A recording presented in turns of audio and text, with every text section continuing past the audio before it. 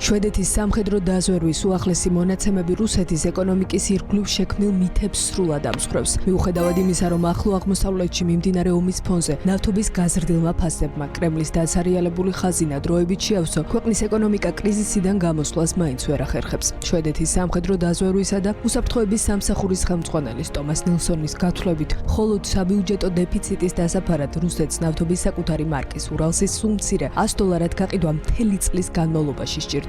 ვითარების სიმძიმეს თავად ვლადიმირ პუტინიც აღიარებს და ადასტურებს, რომ იანვარსა და თებერვალში ქვეყნის მთლიანი შიდა პროდუქტი 1,8%-ით შემცირდა. კრემლის ლიდერი იმასაც ხვდება, რომ ახლო აღმოსავლეთის კონფლიქტით მიღებული დამატებითი $150 მილიონი ყოველდღიური შემოსავალი მხოლოდ დროებითი მოვლენაა და თუ ამერიკისა და ისრაელის მიერ ირანთან მიღწეული ცეცხლის შეწყვეტის შეთანხმება შენარჩუნდება, ნავთობის ფასების დასტაბილურების პარალელურად უკრაინაში ომის დაფინანსება რუსეთს კიდევ უფრო გაურთულდება. იმისთვის, რომ ეს მძიმე რეალობა დამალოს და დასავლელ მოკავშირეებს სანქციების მიმართ საკუთარი უძლეველობა დაუმტკიცოს, მოსკოვი ეკონომიკურ სტატისტიკას მიზანმიმართულად აყალბებს. შვედური დაზვერვისა და გერმანული სააგენტო BND-ის ერთობლივი დასკვნით, რუსეთი საკუთარ საბიუჯეტო დეფიციტს რეალურზე $30 მილიარდი ნაკლებად აჩვენებს. მეტიც, ცენტრალური ბანკის მიერ გაცხადებული 5.86%-იანი ოფიციალური ინფლაციის ნაცვლად, რეალური მაჩვენებელი გაცილებით მაღალია და 15%-იანი ძირითად საპროცენტო განაკვეთთან ბევრად უფრო ახლოს დგას.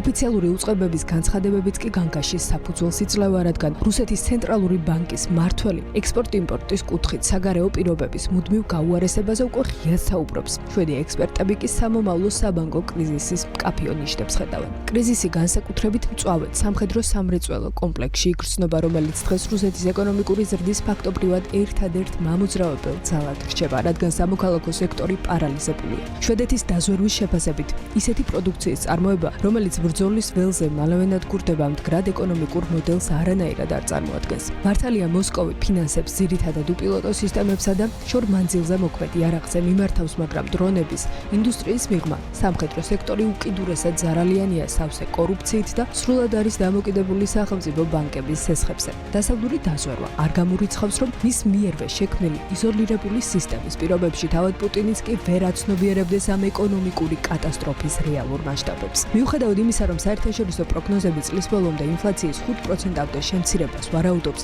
შვედეთი დარწმუნებულია, რომ რუსეთი ნასესხები დროით ცხოვრობს და ეკონომიკა ან ხანგრძლივ დაცემას, ან უეცარ ფინანსურ შოკს განიცდის. მართალია, ეს კრიზისი პუტინის სტრატეგიულ მიზნებს ვერ შეცვლის, რომელსაც დონბასის აღების გარდა, ოდესის დაკავება, უკრაინის შავი ზღვისგან მოწყვეტა და კიევზე კონტროლის დამყარებას ურს, თუმცა დანგრეული ეკონომიკა პირდაპირ და შეუქცევადად ისახება მის სამხედრო შესაძლებლობებზე. შვედეთის სტრატეგიული მოწოდება დასავლეთისადმი უკვე რეალობად იქცა და ევროკავშირის 27-ვე წევრმა რუსეთის წინააღმდეგ სანქციების მეოცე პაკეტი ოფიციალურად დაამტკიცა. ამ ისტორიული გადაწყვეტილებით კრემლზე ეკონომიკური მარწუხები კიდევ უფრო იჭმება, რასაც პარალელურად ფრონტის ხაზზე უკრაინის გასაძლიერებლად €80 მილიარდი ოდენობის სასიცოცხლო კრედიტის გამოყოფაც ემატება.